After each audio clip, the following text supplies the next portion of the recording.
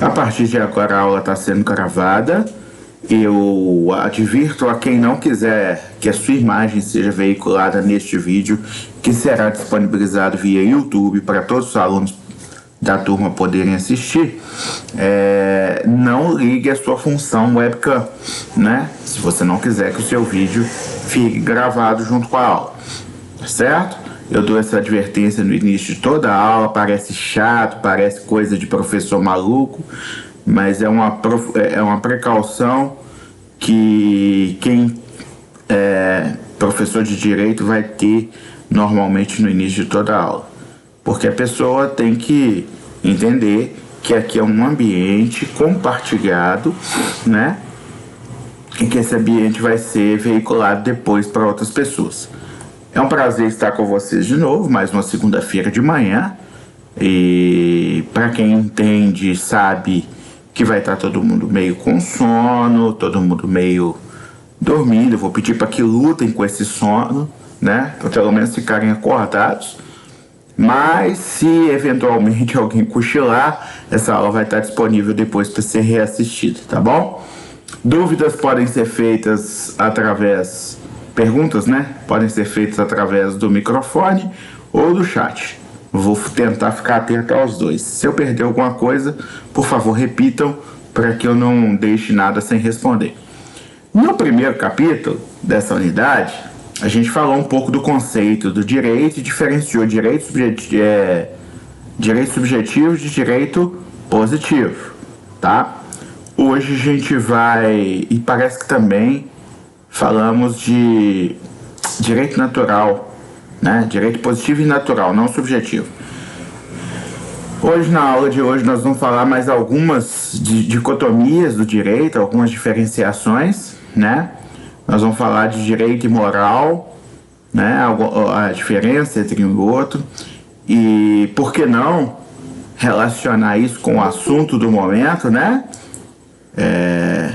A menina de 10 anos que foi cruelmente estuprada por um membro da família, e as pessoas na internet estão se digladiando, brigando para dizer se a menina deveria ou não abortar, ou deveria ou não ter abortado, que parece já aconteceu.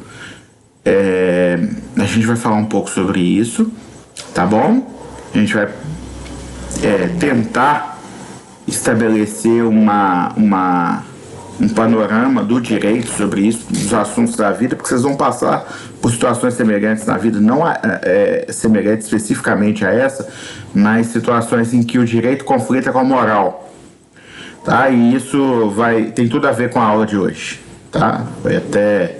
Infelizmente aconteceu isso, mas o exemplo entra no conteúdo da disciplina e por que não abordá-lo didaticamente, embora seja uma tragédia que não deva ser explorada, muito menos comercialmente por sites sensacionalistas como tem sido feito, tá bom? É um prazer estar com vocês, de novo eu digo, e essa é a primeira diferenciação que a gente vai falar hoje: ética, moral e direito.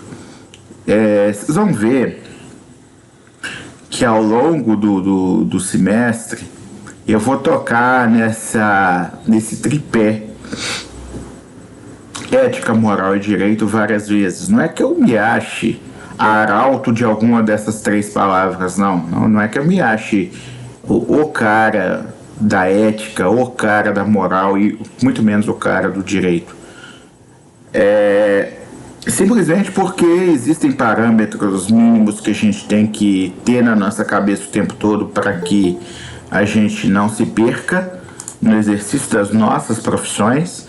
A minha é diferente da que vocês vão começar, mas nesse ponto qualquer profissão se alinha.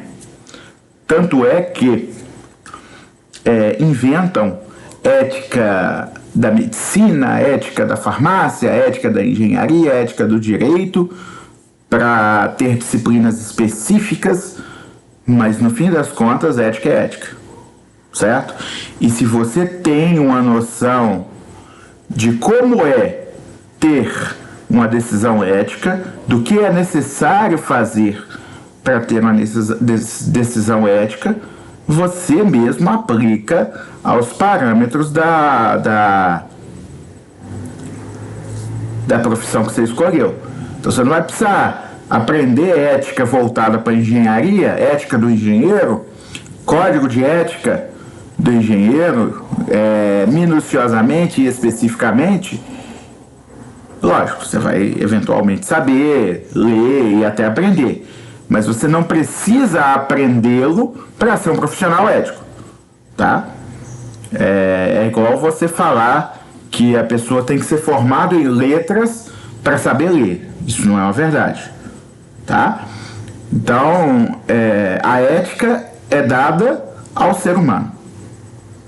E todo ser humano tem condição de ter ética, de ter parâmetros para tomar decisões éticas, tá? Hoje nós vamos falar de ética, moral e direito primeiramente. Se tiverem dúvidas, intervenham, tá? Pode chamar atenção que eu paro. Se eu estiver falando de pressa, aconteceu essa semana, tá, gente? Essa primeira semana de aula. Tem assuntos que eu me empolgo e começo a falar de pressa. Por favor, intervenham, tá? Ah, professor, tá muito depressa. Não estamos conseguindo acompanhar.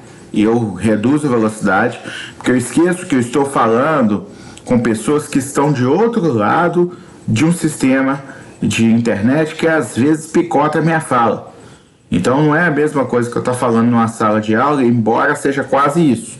Se a internet estiver boa, praticamente dá para entender tudo. O problema é que, às vezes, nessa empolgação, por ser assunto que eu gosto mais, eu às vezes deixo a coisa fluir de uma forma desmedida e acaba que essa velocidade atrapalha alguns alunos.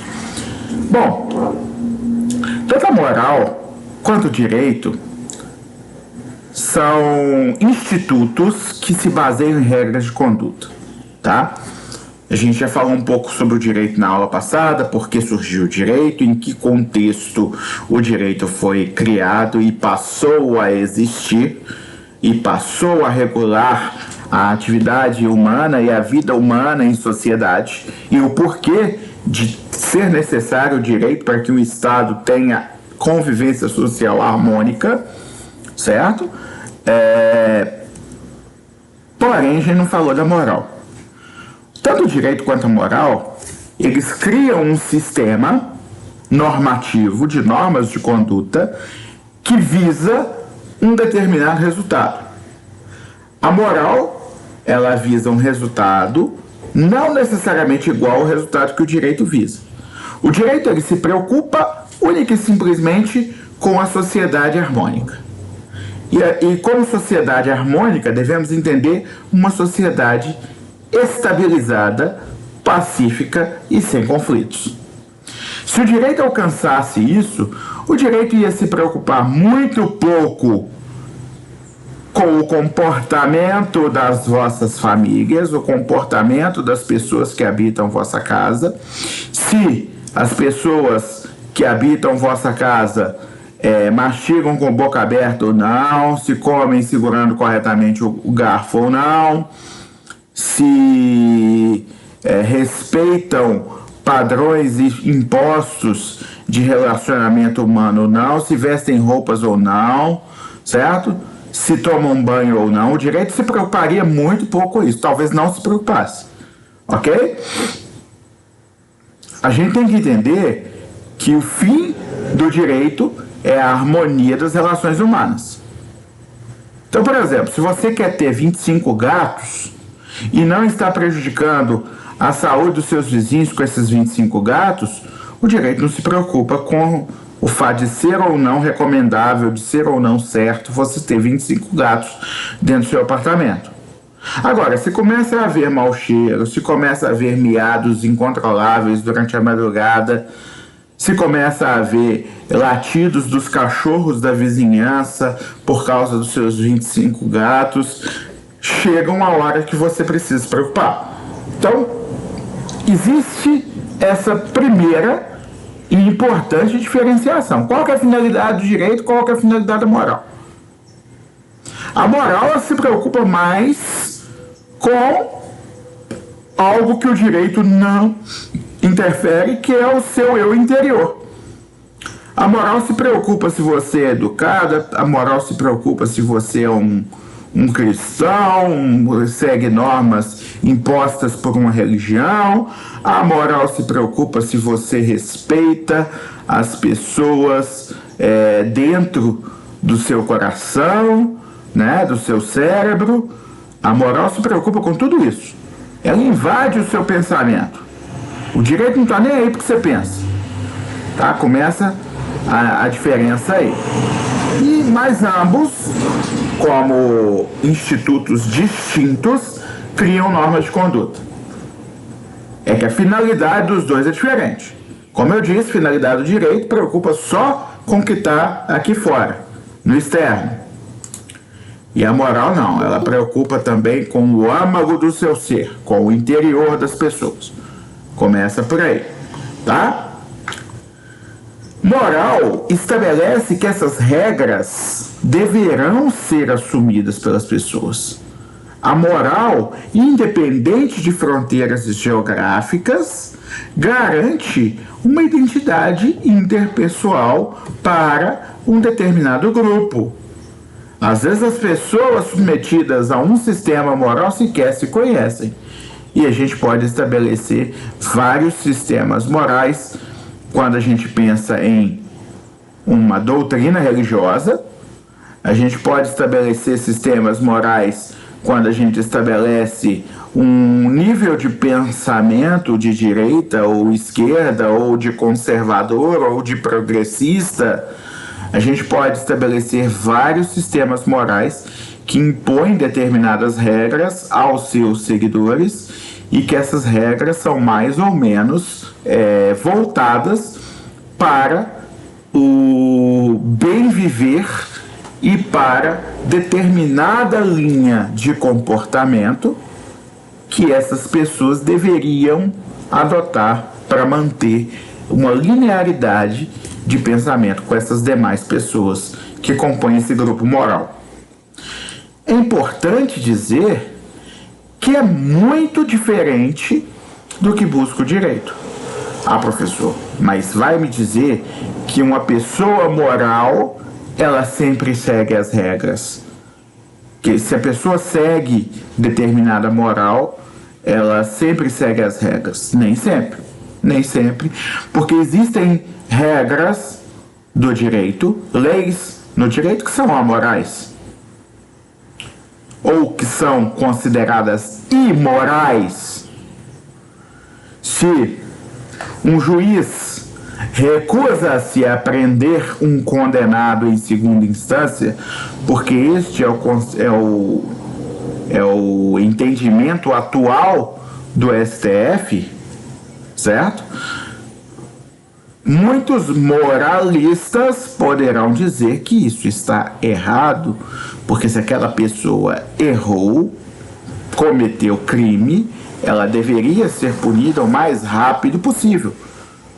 Por outro lado, juristas, ou seja, pessoas que lidam com o direito, podem vir a entender que, peraí, existe ainda a possibilidade dessa pessoa não ser condenada. Eu não estou dizendo dessa pessoa ser moralmente inocente. O que eu estou querendo dizer é que talvez nem exista a possibilidade dela não ser considerada cometedora daquele crime.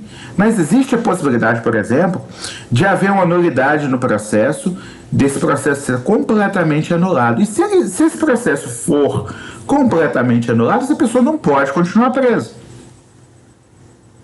Como assim, professor? Mas ele cometeu um crime. Nós estamos vivendo num Estado democrático de direito. O Estado tanto é democrático, em que as pessoas não são processadas por posicionamentos, por opiniões, e têm direito a eleger seus representantes, como é um Estado de direito. E o fato de ser um Estado de direito significa, não é de direita, tá? O presidente pode ser de direita, o Estado é de direito. O fato de estarmos em um Estado de direito significa que é um Estado onde judiciário, cidadãos, legisladores E chefes do executivo, incluindo o presidente, precisam cumprir regras. O próprio Estado está sujeito a essas regras. E ninguém está acima da lei, nem o Estado. Se eu digo que o Estado não está acima da lei, eu quero dizer que, em algumas vezes, o Estado vai ser condenado a indenizar cidadãos, o Estado vai ser proibido de meter seu bedelho em alguns assuntos, o Estado não vai conseguir fazer o que quiser, e a gente sabe disso. A gente sabe disso. Se não fosse assim, o nosso presidente não ia estar com tanta raiva do STF. E os seguidores dele também. Não iriam estar com tanta raiva do STF. Se o Estado não precisasse obedecer regras no nosso país, não haveria tanta campanha contra o STF. O que significa que estamos num Estado de Direito onde as leis são impostas a todos. Tá certo?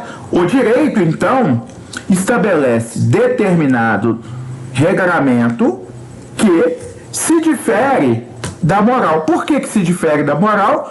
Porque a moral, ela às vezes condena uma pessoa e já acha que aquela pessoa precisava ser apedrejada em praça pública se houvesse algum tipo de justiça nesse país. Ah, você acha que você não pensaria dessa forma?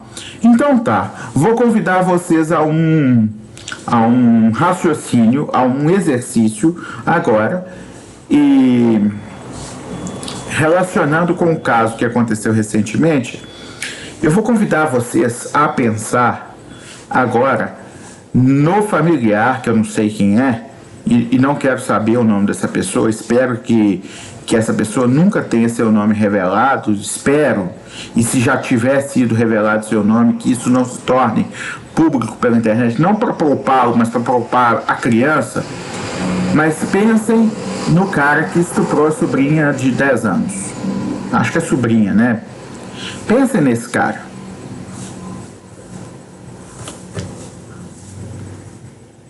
E na hora que estiverem pensando, imaginem ele cometendo esses atos horrorosos, trágicos contra uma criança de 6 anos, porque dizem que acontecia há 4. Esses abusos. Beleza, já pensaram, tá? Não fica pensando muito, não, senão vocês vão ficar tristes. Pensem agora no que vocês fariam se botassem as mãos nesse cara. Bom, pensaram, né? Isso é um julgamento moral, não é um julgamento jurídico, ok?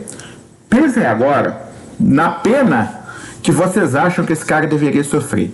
Alguns vão pensar castração, outros vão pensar morte, outros vão pensar prisão perpétua, o que também é um julgamento moral e não é um julgamento jurídico. Porque quando eu penso em direito, eu vou pensar o seguinte: qual pena que esse cara deveria levar? Pera aí.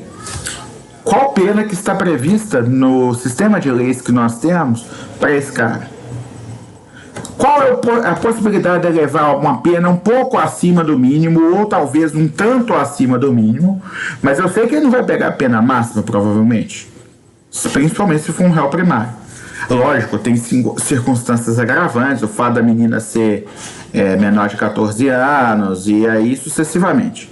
Agora, você vai agravando a situação dele, mas mesmo assim você não consegue chegar, se é a primeira vez que ele comete um crime. Na verdade não é a primeira vez que ele vai ter cúmulo material, ele provavelmente vai pegar vários anos de condenação e não somente o mínimo da pena. Mas o que eu estou querendo dizer é o seguinte: certamente a pena que esse cara pegaria não seria suficiente aos olhos de quem faz um julgamento moral. E se eu disser a vocês que esse cara tem direito a um julgamento justo e tem direito a um advogado de defesa que faça a melhor defesa possível para esse cara? Inclusive, se ele não tiver dinheiro para pagar esse advogado vai ser pago com os nossos impostos. O que vocês pensariam? Eu gostaria que alguns de vocês ligassem o microfone e falassem comigo o que vocês estão pensando nesse momento. O que vocês acham desse sistema?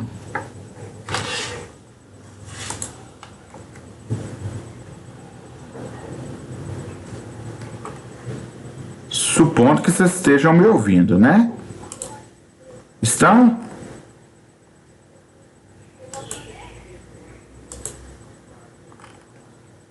Pessoal, o pessoal falou que não gosta de participar da aula, mas eu gostaria que de vez em quando um ou outro desse uma contribuiçãozinha, só para não ficar só eu falando, porque senão dá sono. E aí? O que vocês acham?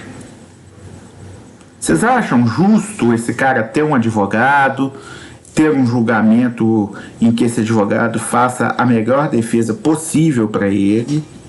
Vocês acham justiça isso?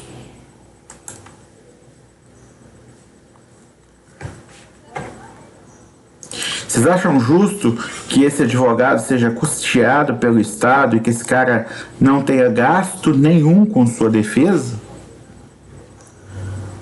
Vários aqui podem responder que sim, alguns até responderiam que não, talvez, ou não tivesse, talvez não teriam intenção de se manifestar, porque ainda dói muito em toda a sociedade esse assunto.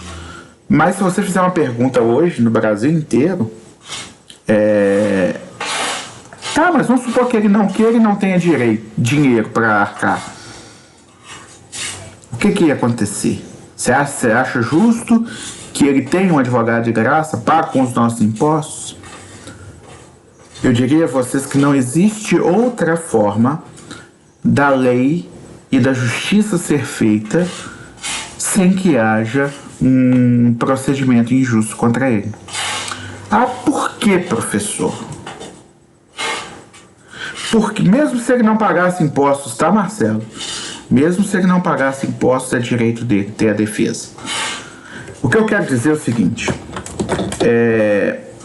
não existe condenação sem um processo legal. E não existe um processo legal criminal sem ampla defesa. Por quê? Porque se esse cara é condenado sem direito à defesa, se esse cara é condenado sem ter a melhor defesa possível, lá na frente, alguém vai virar e falar assim, esse cara foi injustamente condenado. Porque não teve um advogado que fizesse as provas serem corretamente apreciadas. Principalmente porque a gente só sabe o que disseram. A gente não estava lá, a gente não viu acontecer e a gente sequer sabe se esse cara é de verdade o culpado. Vamos supor, tá? Que a mãe dessa criança tenha ódio desse tio e inventou, não tô falando que isso aconteceu não, tô falando uma suposição, um exemplo, tá? Que o tio estuprou a filha dela. Quando na verdade a menina tinha um namoradinho na rua e a gravidez aconteceu fora desse seio familiar. A gente já condenou o tio moralmente, sem o direito a uma defesa jurídica, antes que ele pudesse provar sua inocência. Ou que se pudesse provar que ele é realmente culpado. E quando a gente pensa que isso pode tomar esse tipo de proporção, torna-se muito útil essa diferenciação entre direito e moral. Tá certo? Então, a partir disso, a gente começa essa diferenciação aqui. Eu já me alonguei um pouco nessa introdução, né? Então vamos seguir adiante. Alguns autores afirmam que o direito é um subconjunto da moral, que toda regra jurídica teria conteúdo moral. Eu discordo, nós vamos ver alguns gráficos nos próximos slides que vão talvez deixar isso um pouco mais claro. Porém, professor, você falou só de moral e direito. Você falou que ia falar dos três. E a ética? A ética, na verdade, é um estudo do que é bom ou o que é mal, do que é certo ou do que é errado. A ética é quando você analisa tudo de fora e tem elementos para decidir e decide tomar uma decisão baseada em parâmetros do que é a coisa certa. Uai, professor, mas é isso? É isso. Todas as vezes que você tem elementos para julgar, não estou dizendo às vezes que você faz algo sem perceber. tá? Por exemplo, uma placa completamente encoberta, tá? Pichada e pintada de preto. Você não tem como saber o conteúdo daquela placa, que aquilo ali era um local proibido de estacionar. E aí você ali estaciona. Aí você não tem parâmetros para saber que ali é proibido estacionar. O que eu estou querendo dizer é o seguinte: todas as vezes que você tem elementos suficientes para saber o que é certo e o que é errado e toma uma decisão baseada nesses elementos, a gente está lidando com ética. Tá? É mesmo, pessoal? É. Ética é estudo, visualização do problema e decisão pelo que é certo ou para não fazer o errado. Certo? Ah, professor, qual que é a diferença entre ética, moral e direito, então? Porque a ética não impõe normas de conduta. A ética, ela simplesmente vira e fala assim, ó, olha todos os parâmetros, você olha a moral, olha o direito, olha o caráter, olha a etiqueta, olha o costume do local, olha tudo. Se tem um padrão de comportamento esperado, analisa isso tudo e toma uma decisão. E a ética, ela está nesta decisão. Então a ética não estabelece normas de conduta, até porque ética para uma pessoa é uma coisa, para outra pessoa é outra coisa. Então até o caráter, ou seja, a característica individual de cada pessoa vai ter influência na decisão ética ou não. E não só as normas impostas por terceiro. Tá certo? Você vai me dizer então que o direito e a moral influenciam a ética? Com certeza. Com certeza. Tá? São alguns dos parâmetros, alguns dos argumentos que a pessoa tem que analisar para tomar uma decisão ética ou não. Então tá, a ética então não estabelece regras, como a moral e o direito. Vamos tentar diferenciar para que a gente entenda um por um, cada um dos três. Primeiro, diferenças entre direito e moral. Tá? Falei genericamente, agora nós vamos falar uma por uma. Direito é bilateral, a moral é unilateral. Por quê?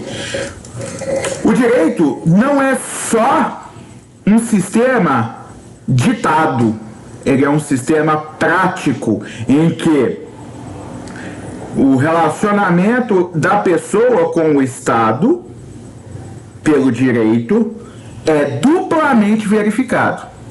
Tá? Então o Estado impõe uma norma, o cidadão precisa cumpri-la e se não cumprir, o Estado pode voltar aqui e punir. No sistema moral, a norma é só imposta. Aqui embaixo tem um cidadão que cumpre se quiser. A adesão é voluntária. Certo? Então, não existe um segundo tempo em que se a pessoa cumpre, ela está fazendo a obrigação, e se a pessoa não cumpre, vem o Estado de novo para punir. Então, o sistema moral não depende de quem está aqui embaixo. Não existe um cumprimento obrigatório. Tá certo? Não tem via de mão dupla. Então, o sistema jurídico concede direitos e impõe obrigações. Normalmente, a cada direito corresponde a uma obrigação. Se eu tenho um direito ao crédito, tem um cara que tem dever de pagar essa dívida, um devedor. Se eu tenho direito à propriedade, existe uma sociedade inteira que tem que respeitar esse direito de propriedade meu. Na moral, não. Na moral, não. Eu tenho que fazer isso. Por quê? Porque disseram que eu tenho que fazer, não tem ninguém obrigado a nada. Ok? Normalmente a moral só impõe obrigações, não estabelece direito. Você já viu alguém, eu vou usar a regra religiosa porque ela é a mais palpável, tá? Eu não sou crítico à religião, quando a religião ela não cria fanáticos, não.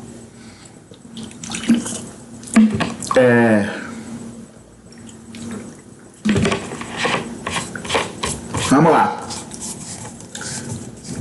tem um mandamento religioso que fala, sexto mandamento da lei divina, que fala: não pecarás contra a castidade. Tá. Você ganha alguma coisa, ou com Deus, ou com a igreja, ou com padres, quando você consegue se manter, sei lá, um mês casto? Não. Nem palminhas. Ok? Então, a norma moral, ela só impõe obrigações, só deveres. Deveres não exigíveis por ninguém, mas exigíveis por você mesmo num sistema de culpa que a própria moral cria. Certo? A moral, ela vem com uma carga em que, se você não a cumpre, você se sente culpado. Você mesmo se pune, porque ninguém mais tem direito de te punir. Então, exterioridade do direito, segunda característica, interioridade da moral. O direito é externo, ou seja, o que está dentro do seu pensamento, ninguém está nem aí no sistema jurídico. Como assim, professor? Simples assim. Você pode pensar em matar as pessoas que você quiser matar da forma mais cruel que você souber pensar. Ok? Você pode pensar isso. Você não pode fazer. Então, assim, estou com tanta raiva do meu professor que estou a fim de jogar uma cadeira na fuça dele e causar um leve traumatismo craniano para esse trouxa ficar umas 3 semanas sem vir aula, sem vir dar aula. Você pode pensar isso? Você pode desejar isso? Pode. Você não pode fazer. E para a moral? Você pode pensar isso? Você pode desejar isso? Não. Não. A moral, ela vai dentro, no seu interno, e dá uma mexida lá no seu cérebro e fala assim: ó, irmão, você não pode nem pensar isso. Quantas vezes alguém já ouviu falar na expressão traiu em pensamento? Só uma norma moral teria uma regra dessa. Você não pode trair em pensamento. Direito tá nem, para usar a expressão chula, o direito tá cagando porque você tá pensando. Não tá nem aí porque você tá pensando. Perceberam essa segunda diferença? Então, o direito se preocupa com o que está no mundo externo. A moral não, ela vai lá no seu coração e fala assim: irmão, você não amou Jesus sobre todas as coisas. Irmão, você não amou o próximo como você mesmo. Você não fez não sei o quê. Você não...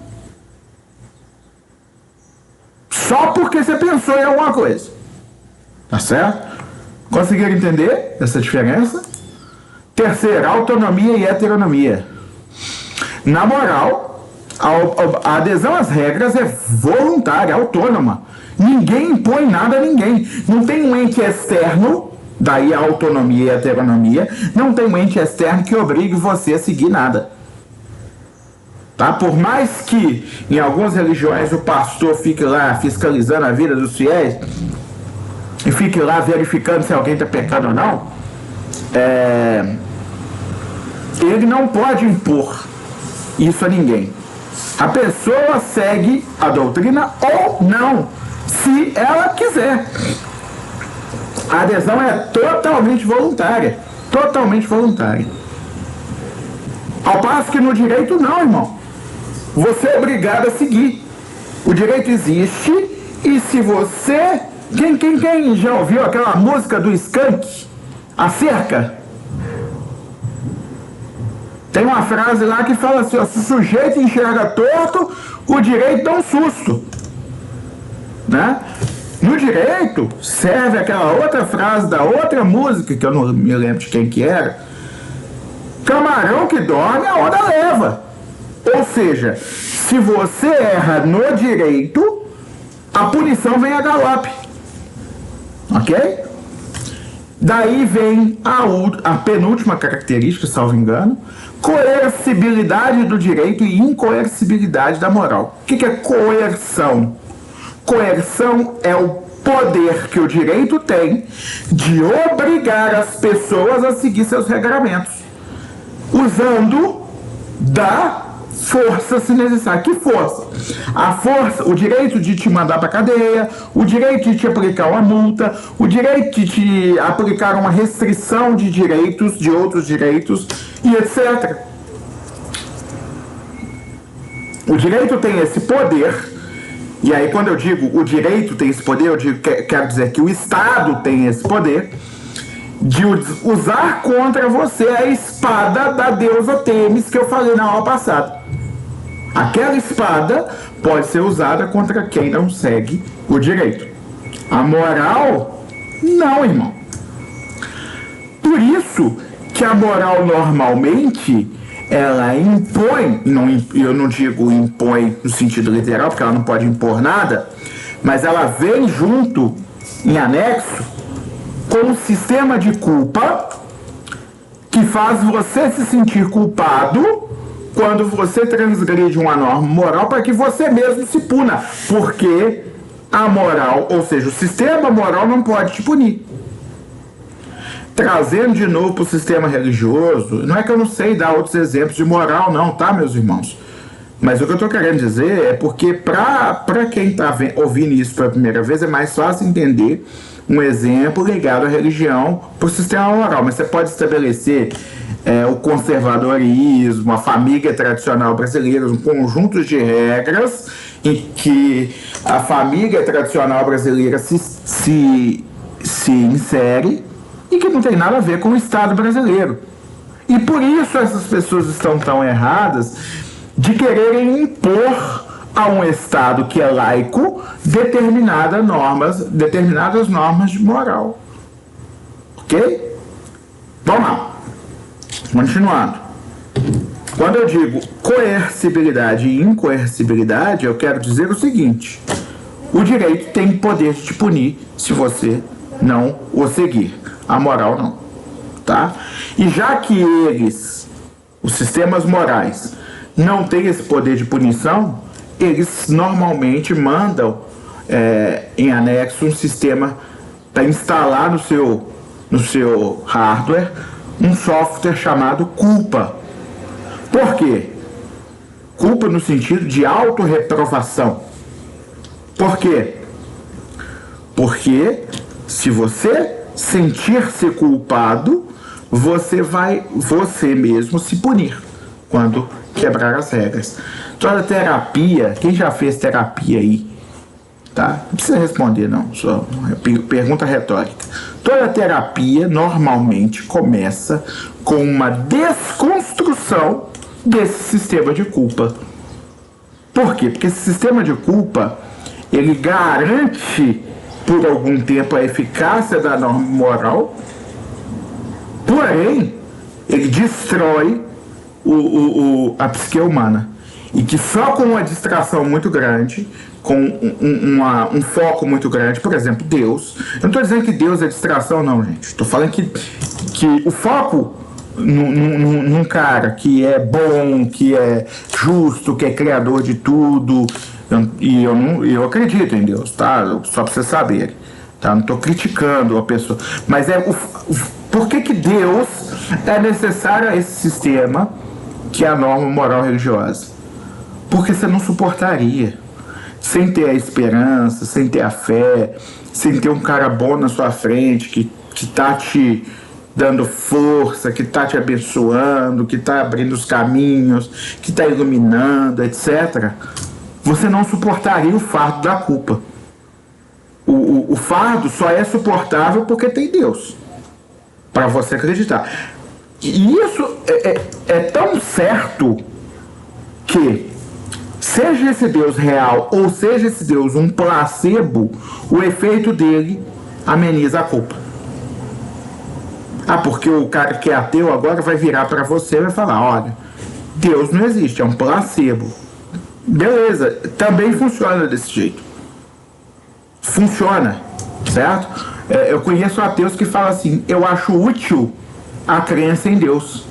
Eu não acredito, mas eu acho útil as pessoas acreditarem. Por quê?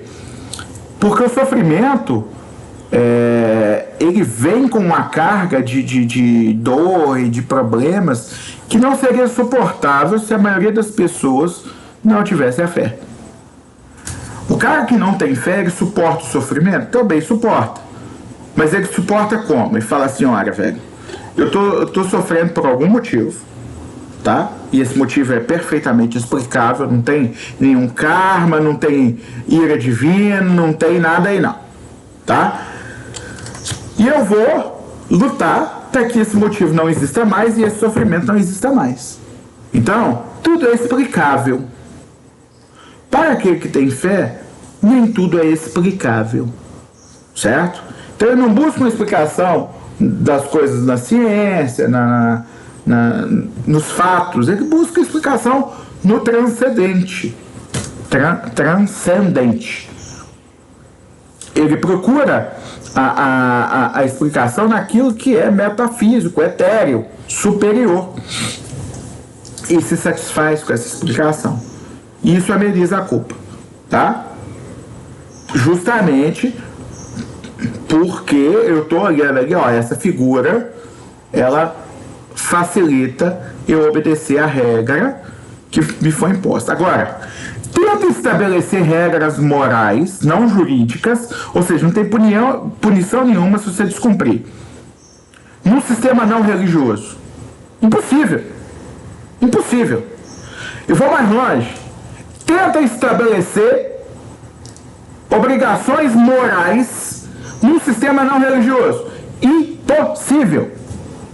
Tenta fazer um sistema de comunismo absoluto, tá? Tô falando comunismo mesmo, desses da bandeira vermelha aí.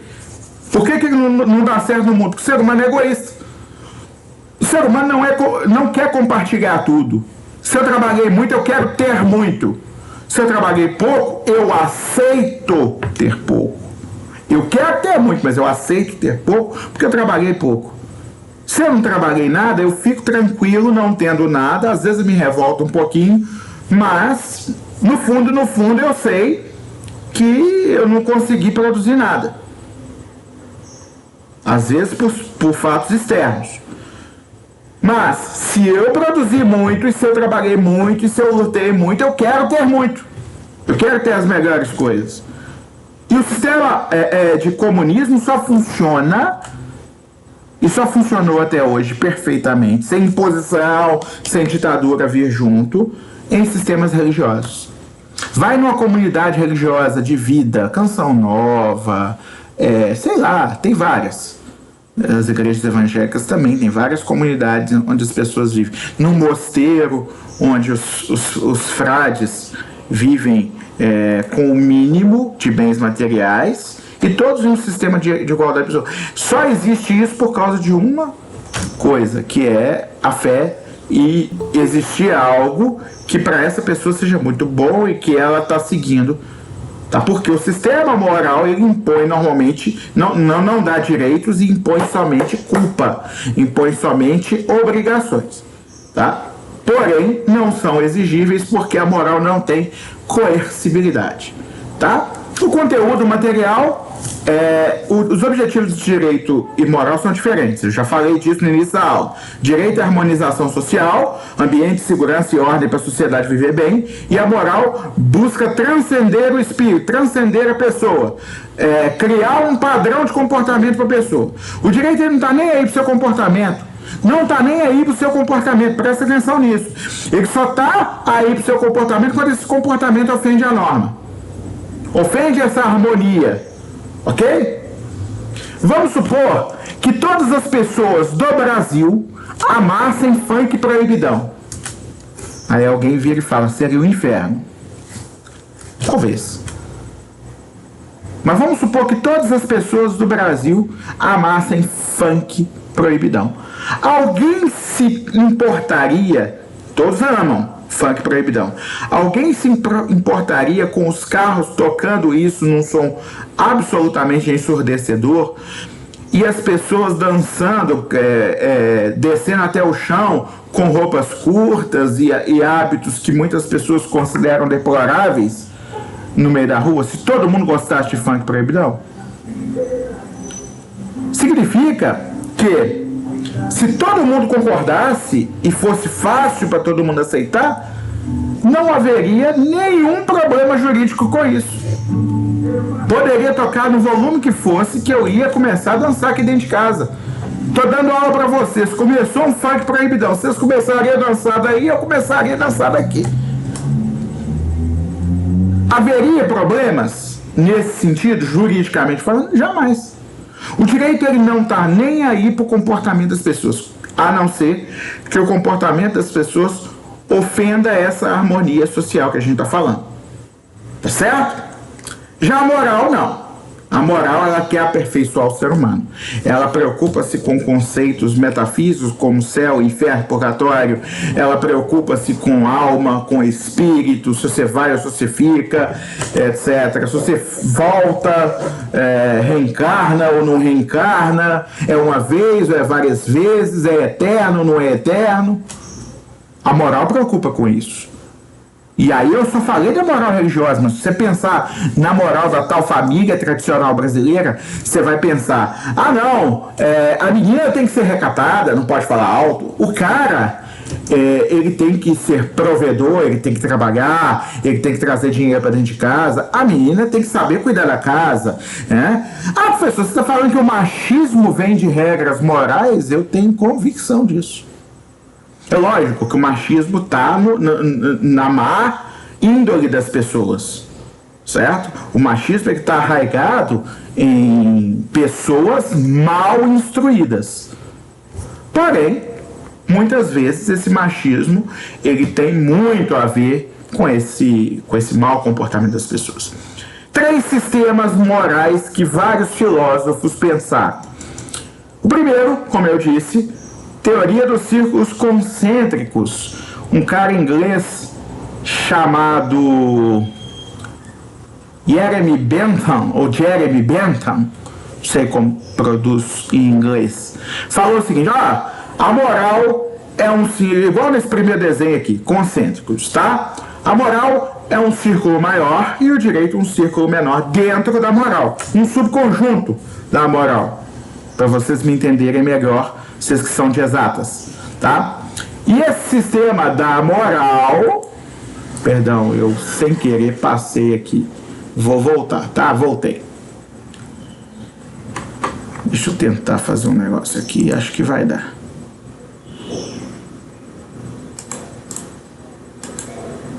É porque fica dando aviso aqui na minha tela e isso aparece na gravação, eu quero uma tela mais limpa. Foi por isso que eu parei um pouquinho. Todo mundo me ouvindo? Normal? Manda um sim aí pra mim no chat pra mim saber que tá tudo ok.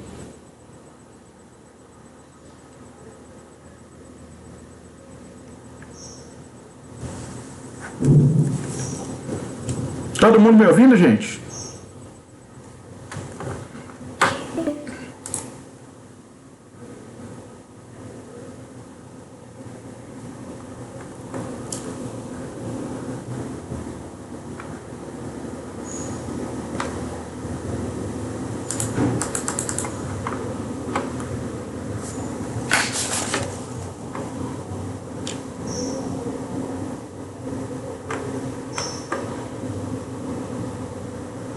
Ô, Márcia.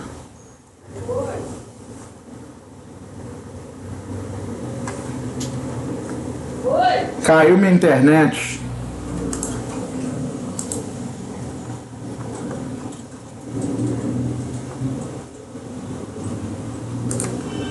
Voltou.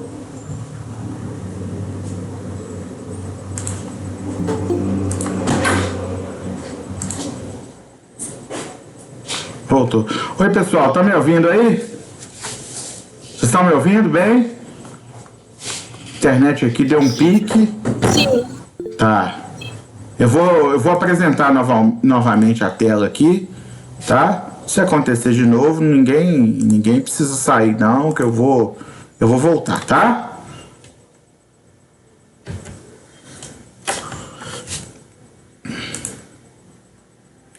Bom, estamos aqui com aquele desenho. Vocês chegaram a ver esse slide aqui? Antes da internet falhar?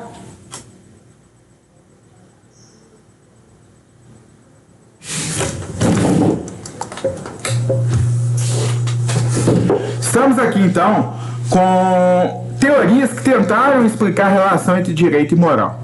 tá? Essas teorias, elas se baseiam em alguns teóricos, alguns filósofos que formularam teorias e colocaram nesses gráficos aqui. A primeira delas, de Jeremy Bentham, é um inglês, né?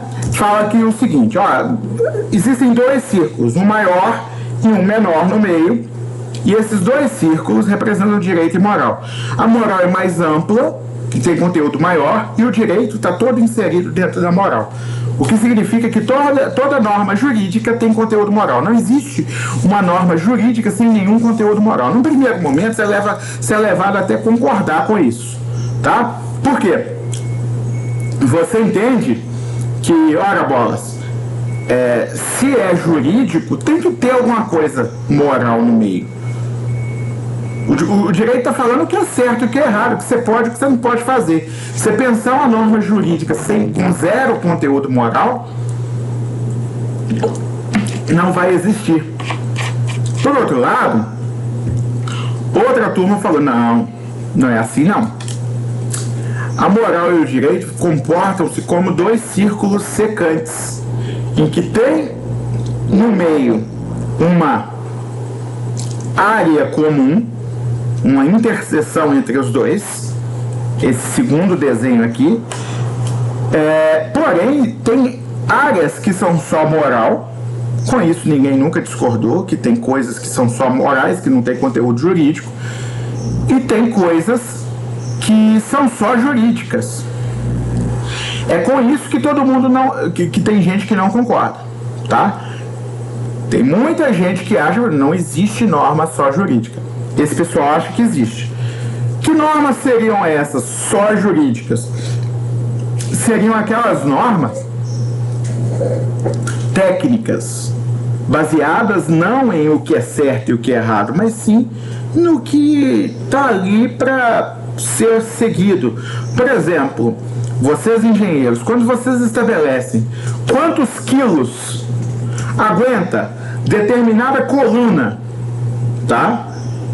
Baseada em largura e número de ferros e uma sapata lá no chão com radier, sei lá o que vocês vão fazer para melhorar a sustentabilidade dessa coluna. Vocês pensam nisso? Vocês estão seguindo algum preceito moral? Absolutamente não. Apenas técnico. Apenas cálculos matemáticos. Física e matemática. Ok? Vocês se baseiam na física e na matemática. Por quê? E na química também, nos compostos que você está usando ali e na dureza que esses compostos atingem. Mas por que então que a moral não entra ali? Porque isso não é moral, não tem nada de moral aí. Ah não, professor, mas se alguém tomar uma decisão de usar materiais mais baratos para economizar dinheiro, aí é que vai estar tomando uma decisão imoral. Sim, antiética, inclusive imoral também. Mas aí a gente está falando de outra coisa, a gente não está falando do material, porque aquele outro material que for utilizado, mais barato, talvez ele seja próprio para outro tipo de coisa e não para estrutura pesada. Certo? Então, o que eu quero dizer é o seguinte, os cálculos. Outro exemplo, engenharia de tráfego, não tráfico.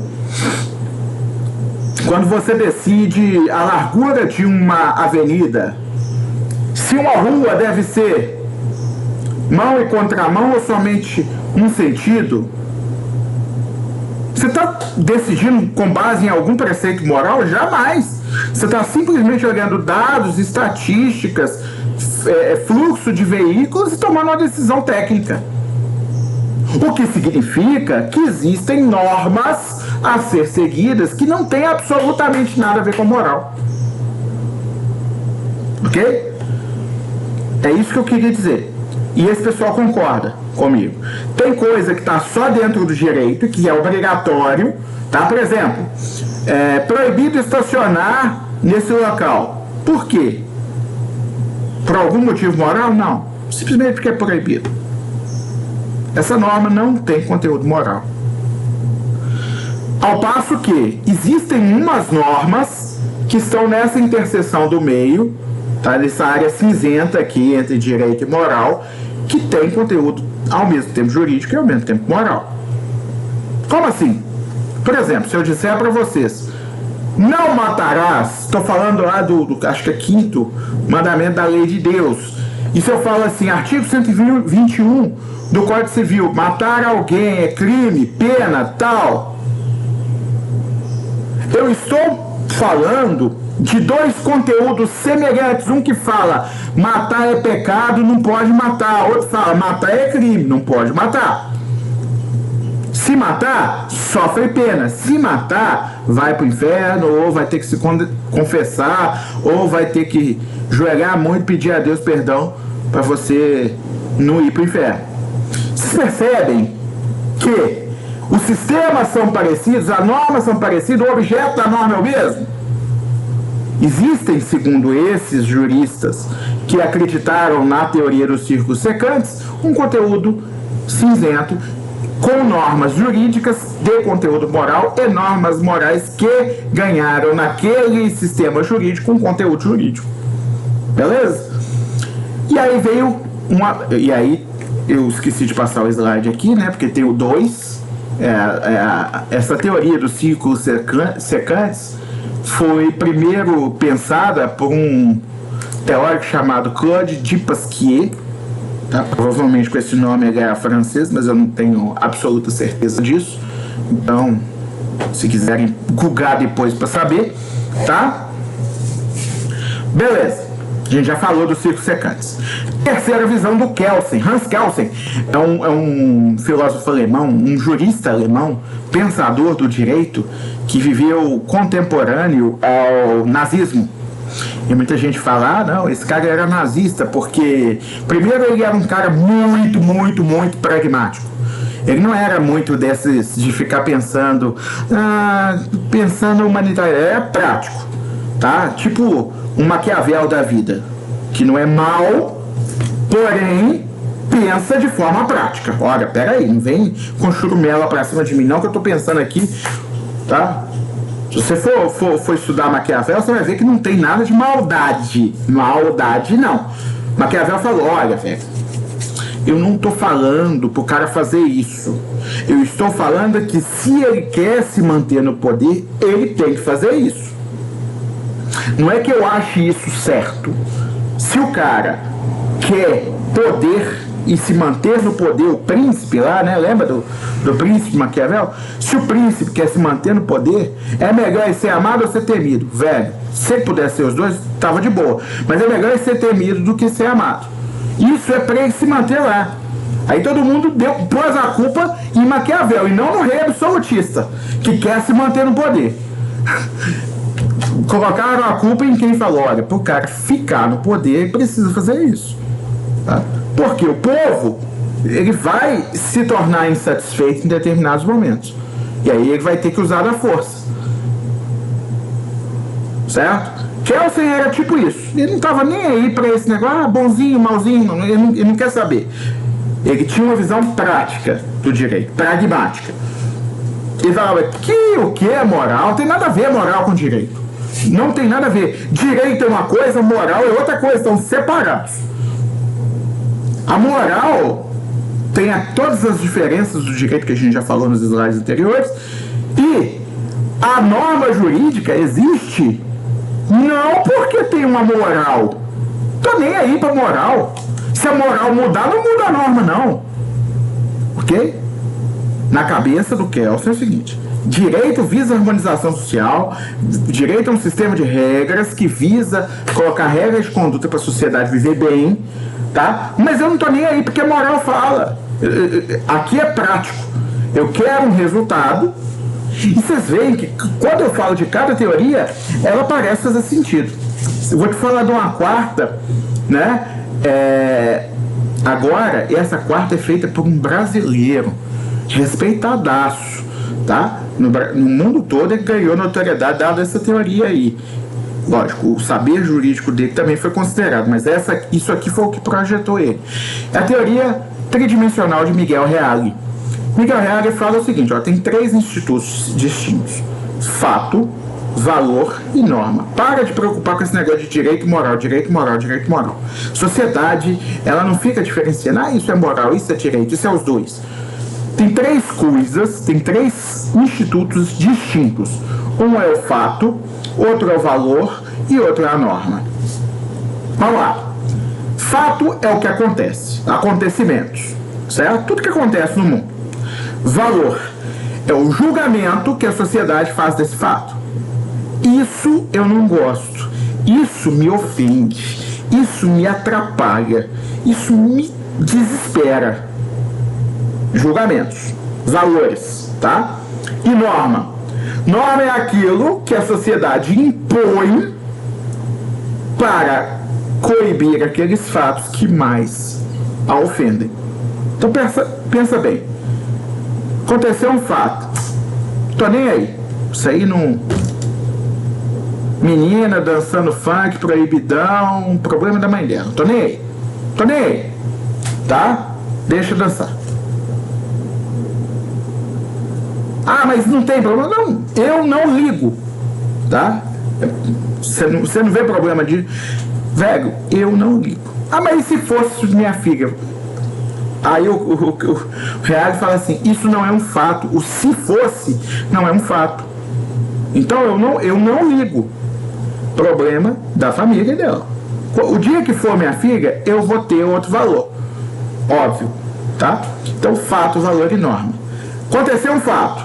Esse fato machucou a sociedade. Deu a sociedade...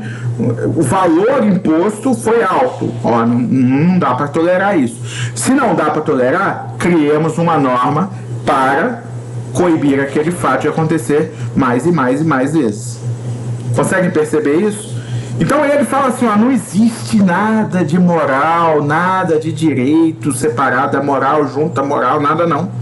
O negócio é o seguinte, existe um fato, a sociedade valorizou aquele fato mais ou menos, tá? E esse valorizar pode ser baseado em moral, baseado em direito, baseado em qualquer coisa que você quiser.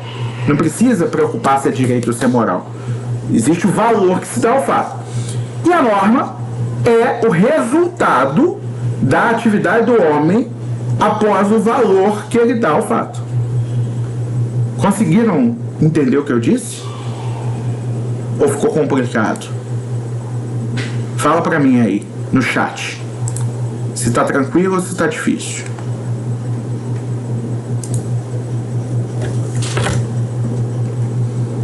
Fala, gente. Senão, não rola. Beleza. Tá? Ninguém reclamar, eu vou continuando, tá? Direito objetivo e direito subjetivo. Ontem, na aula anterior, eu falei um pouco de direito natural e direito positivo. Falei que o direito natural é aquele que está arraigado na natureza do homem, o que faz com que o homem saiba se é certo ou se é errado, o que é certo e o que é errado, antes mesmo de criar um sistema legal para proibir ou permitir determinadas coisas. Já o direito positivo é esse sistema legal que ele criou.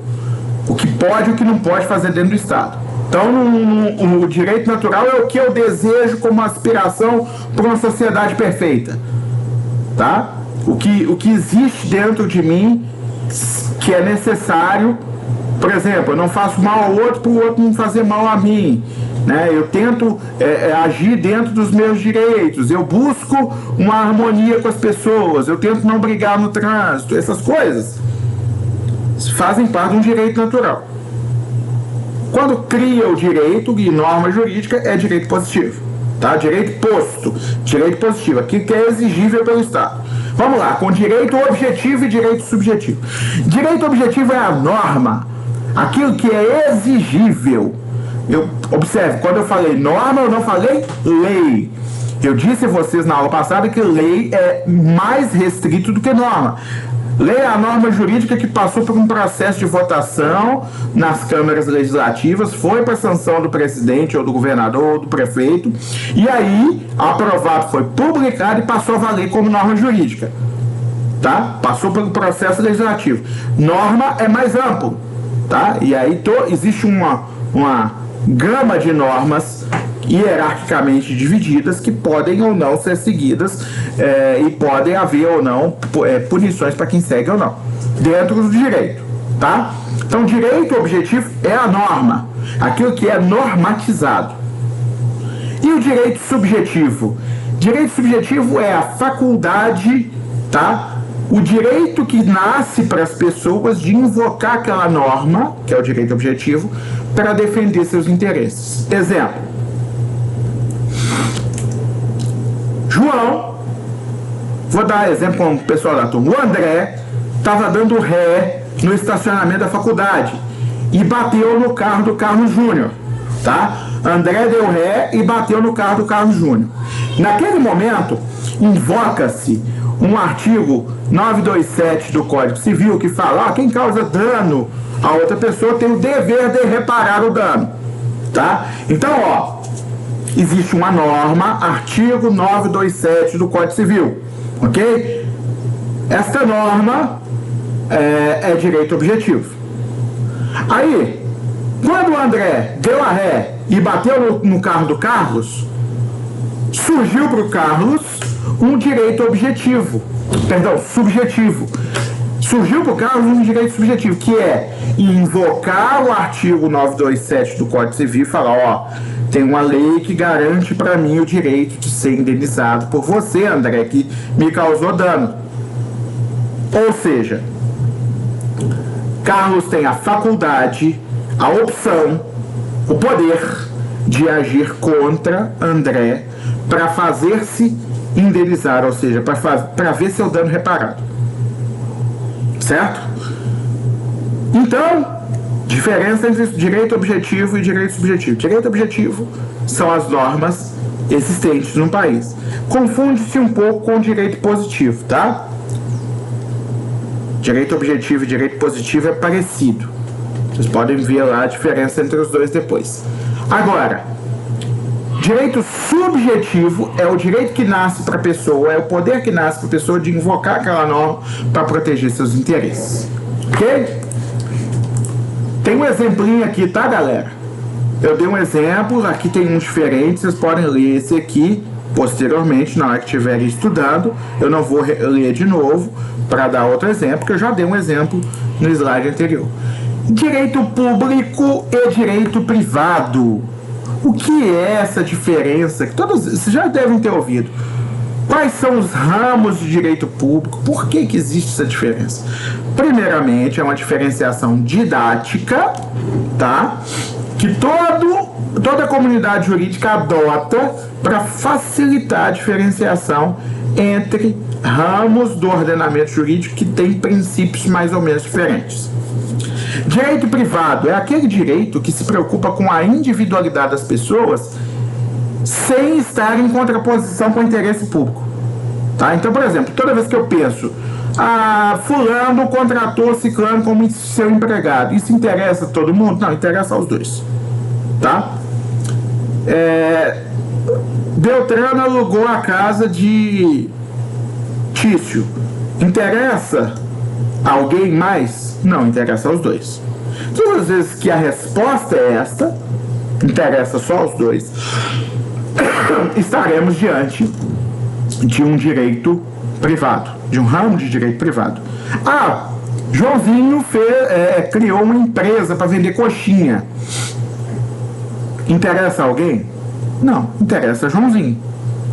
Não, mas vai pagar imposto. Quando ele está pagando imposto, a gente está lidando com algo que é do interesse público. Aí a gente vai falar: o direito tributário é público, mas o direito empresarial, que regula as regras de como ele deve atuar no mercado, interessa a ele. Ok? Então, todas as vezes que a gente conseguir separar aquilo que está regendo determinada situação do interesse público, estamos diante de um direito privado. Tá certo? Todas as vezes que a gente precisar se preocupar com o interesse público, direito público. Exemplo: fulaninho cometeu um crime. Direito público, porque o crime machuca não só a vítima, a sociedade. A sociedade que pede por segurança, né? A sensação de necessidade de ver aquela pessoa punida para que outras pessoas não sejam impelidas ou encorajadas a cometer crime igual, etc. Então, crime, interesse público. Processo, regras de processo. Ora, bolas, espera aí. Não vai... A regra do processo, do procedimento, não vai estabelecer o que o juiz tem que fazer. O juiz não é um servidor público. Então você está determinando normas de conduta do juiz para seguir e reger o processo entre as pessoas. Direito público. Tributos. Ora, lógico. Arrecadação de dinheiro para o poder público custear suas atividades. Direito público. Direito administrativo. Estabelece como devem funcionar os órgãos públicos. Direito público. Direito constitucional. Protege e analisa a Constituição, que é uma norma totalmente de interesse público. Direito público. Ok? Então funciona mais ou menos assim. Ramos do direito público. No direito público interno nós temos direito constitucional, que eu já falei mais ou menos como funciona, direito administrativo, que eu também já expliquei, tá? Direito tributário e financeiro, que funciona para proteger o contribuinte da ânsia de cobrar muito imposto que o Estado tem, mas também regulamentar essa cobrança de imposto. Direito público, direito processual, eu expliquei o porquê de ser direito público, direito penal também. Direito previdenciário, não é recurso público que está pagando os benefícios previdenciários? Direito público. Ramos de direito público externo, nós temos o direito internacional público e, curiosamente, porque o nome fala privado, o direito internacional privado. Por que os dois são ramos de direito público e um tem privado no nome? Direito internacional público é a relação entre os estados, Brasil e Estados Unidos, e os organismos, Brasil e ONU, Brasil e Unesco, Unesco e ONU, etc. Tá certo? Então, você considera cada estado como uma pessoa jurídica de direito público externo e trata no direito público externo, no direito internacional público, das relações entre esses estados. Alguém habilitou o microfone e quer fazer uma pergunta? Fica à vontade.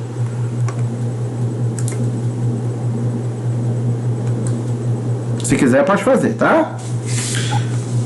Direito internacional privado trata das relações entre pessoas e estados.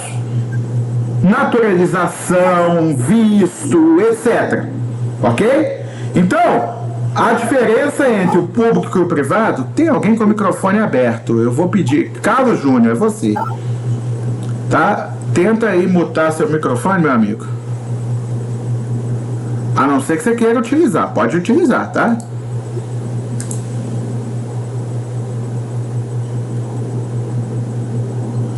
Beleza, valeu, viu? Então, o direito internacional privado, ele cuida da relação entre as pessoas e o Estado. Tá? Ele é público? É. Porque isso interessa ao poder público. É de interesse público. Quem entra no país, o que é necessário para entrar no país, quem é considerado nacional daquele país, o que é preciso para ser naturalizado, ok? Tudo isso é de interesse público. Porém, a gente chama de direito internacional privado. Beleza, Carlos? Não tem problema não. A gente chama de direito internacional privado porque cuida-se de interesses individuais, privados, porém em relacionamento com a coisa pública que é o Estado. Então aí, como o público, o interesse público é mais forte do que o privado, ele passa a ser um ramo de direito público, mas é chamado de direito internacional privado. Agora, ramos do direito privado.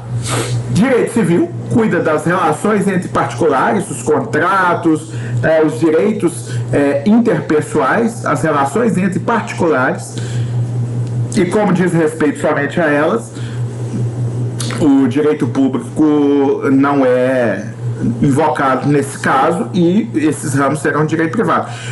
Por mais que existam algumas normas de direito público no meio. Por exemplo, o direito da criança a receber alimentos do pai. Está dentro do direito civil? Sim, está dentro do direito civil. É de interesse público? Sim, é de interesse público. O incapaz é protegido pelo Ministério Público, pelo interesse público. Entretanto, continua sendo um ramo de direito privado, porque a grande maioria das normas e dos interesses em jogo são interesses privados. Ok? Direito comercial empresarial também é de direito privado, porque regula o funcionamento das empresas, indústrias, prestação de serviços, etc. E dessa forma, são interesses privados, particulares. E, professor, e quando tem a ver com empresas públicas? Olha só, olha que interessante. Se tem uma empresa pública atuando no mercado, peraí, ela está atuando no mercado privado ou no mercado público? Se ela está atuando no mercado privado, direito privado. Se ela está atuando de uma forma pública, com base em normas públicas, por exemplo, a Caixa precisa fazer licitação? Precisa, direito administrativo. Tá? Tá, mas a Caixa está entrando numa concorrência de mercado, direito privado. Tá bom? Então vai ter atuação híbrida, né? Para contratar empregado, precisa de concurso público. Para contratar compra de materiais, precisa de licitação. Para atuar no mercado de capitais, por exemplo. Tá? Então, quando o Banco do Brasil, com a Sociedade de Economia Mista, que a maioria das ações é do poder público, ela atua sob direito privado no mercado, tendo que obedecer regras de concorrência, tudo a ver com direito empresarial, porém tem algumas coisas que ela atua como direito administrativo, por exemplo, a necessidade de concurso para entrar lá. Tá bom? Direito do trabalho é privado? Tem normas públicas? Tem. Tem normas que não podem ser afastadas pela vontade das partes? Sim. Mas a maioria dos interesses é privado. Por quê? João contratou Tício para ser seu empregado. Interessa a quem? Aos dois. Mas tem normas protetivas, porque Tício é empregado, João? Sim, tem normas protetivas. Tem um mínimo lá de proteção. Entretanto, os direitos trabalhistas que a gente está falando, sabe?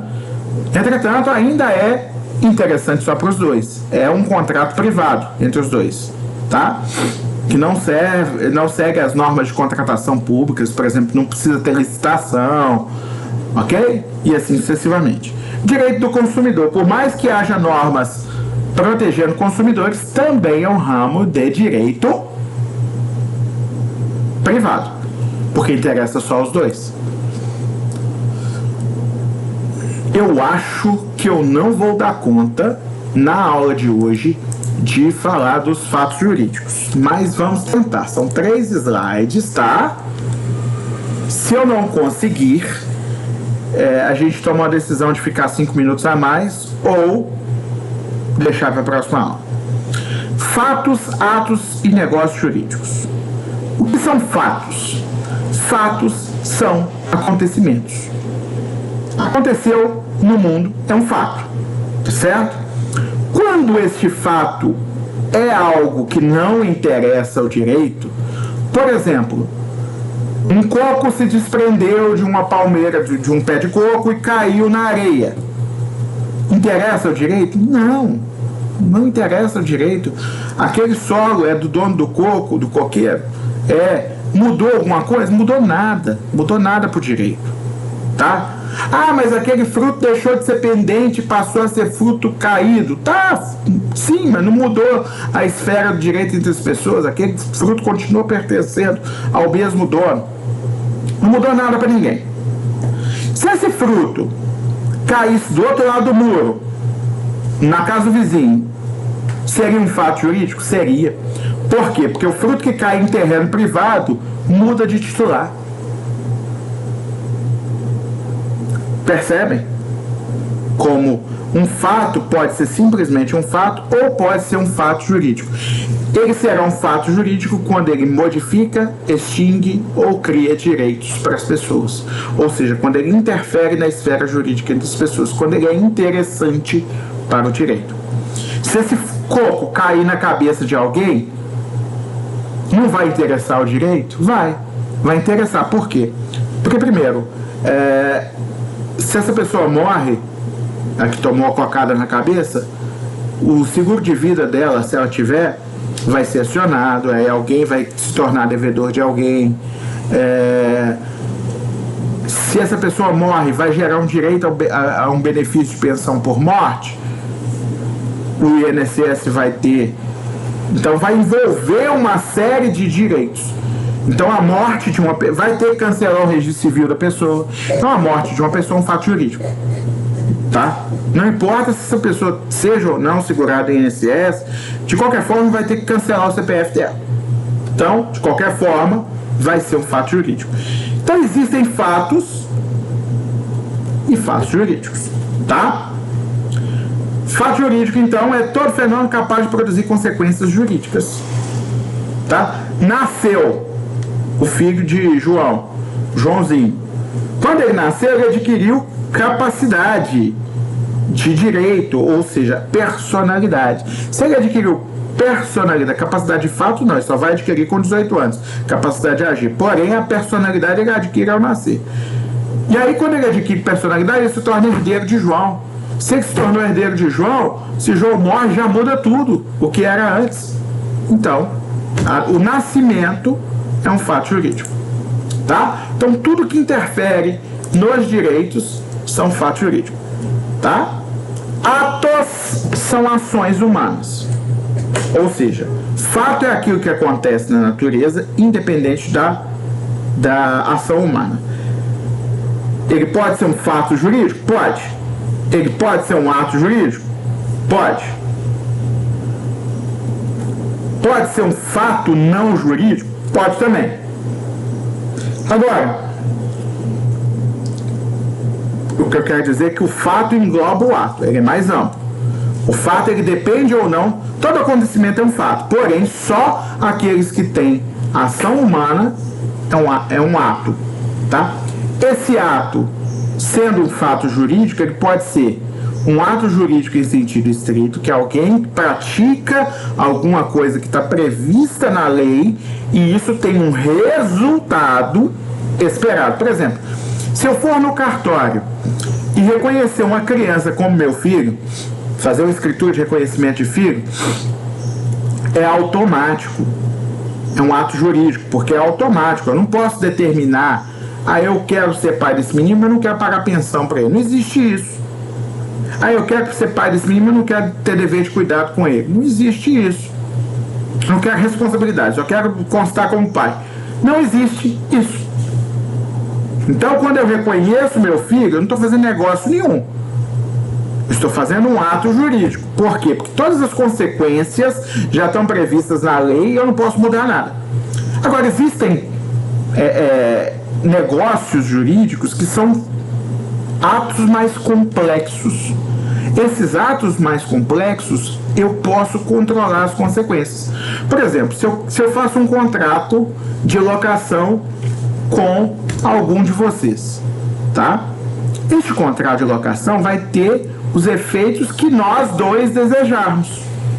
E aí eu falo, você pode sublocar. Não, você não pode sublocar. Você pode usar para fins comerciais. Não, você não pode usar para fins comerciais. Então, nos negócios jurídicos, primeiro, eu tenho maior liberdade de determinar o que vai e o que não vai acontecer. Tá? Então, os atos jurídicos são aqueles que você pratica e as consequências vêm independente da sua vontade. Os negócios jurídicos são aqueles que as pessoas que praticam, sendo ele uma só ou mais de uma, não tem como estabelecer o que vai acontecer, porque as consequências, ou melhor, tem como estabelecer o que vai acontecer, porque as consequências podem ser estabelecidas pelas partes. Funciona mais ou menos como esse gráfico aqui. Tá? Nós temos um fato, que é um fato comum, meramente social, algo que aconteceu, que não interessa ao direito, ou jurídico, algo que interessa ao direito.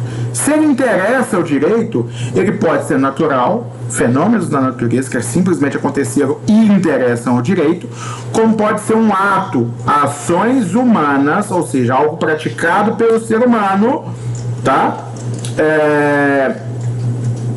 Que gerou consequências jurídicas. E aí, por último, os atos jurídicos, aqueles praticados pelo homem, que têm consequências jurídicas, eles podem ser atos jurídicos, que as consequências não são modificáveis, estão na lei, e negócios jurídicos, que as consequências podem ser livremente modificáveis, estipuladas pelos negociantes. Esses são os atos jurídicos de efeitos voluntários. Por quê? Porque você pratica e sabe a consequência e deseja aquela consequência, ou você pratica e pode modificar as consequências, mas também deseja aquelas consequências. E os atos jurídicos de efeitos involuntários, que são os atos ilícitos. Por exemplo, quando o André bateu no carro do Carlos, é um ato ilícito, tá? Porque ele queria ser responsabilizado? Não. Ele queria bater? Não. Porém, ele infringiu de alguma forma a norma e causou pro Carlos um direito de ser reparado. Quando alguém pratica um crime, causa um prejuízo a outra pessoa. Então, tudo que advém de um ato ilícito, a pessoa não deseja, não é voluntário, porém, vai acontecer do mesmo jeito. Então, assim que funciona os atos, fatos e negócios jurídicos. Tá ok? Bom, pessoal, restou alguma dúvida sobre a aula de hoje? Responde aí para mim se alguém tem dúvida, se quer tirar a dúvida. Se tiver tranquilo, vocês estão liberados. Peço desculpas por ter extrapolado às 9h20, tá? Fomos até às 9h22, tá? Se tiver dúvida posterior, já até mandei, tá, Matheus? Tá tudo lá no pincel. Todos os slides do semestre, tá? Eu vou mandar todas as videoaulas também. Todas as aulas vão ficar gravadas, tá? Eu não sei se eu falei com vocês na aula passada. Eu gravo a aula pelo YouTube, então depois, quando vocês vão ver de novo para estudar para a prova, vocês podem aumentar a velocidade de reprodução, porque vocês já viram isso uma vez, não precisa ouvir na mesma velocidade, aí você já entende, né? Você já meio que está só querendo recordar e tem menos tempo, então você já pode botar uma velocidade 1.5 aí para assistir as aulas mais rapidinho, tá? Mas não façam isso da primeira vez que forem assistir a aula, porque se fizerem da primeira vez, vocês vão ter dificuldade, porque vai ficar muito rápido. Tá bom? Um abraço para vocês, até segunda que vem. Foi um prazer estar com vocês novamente. Estou interrompendo a gravação agora.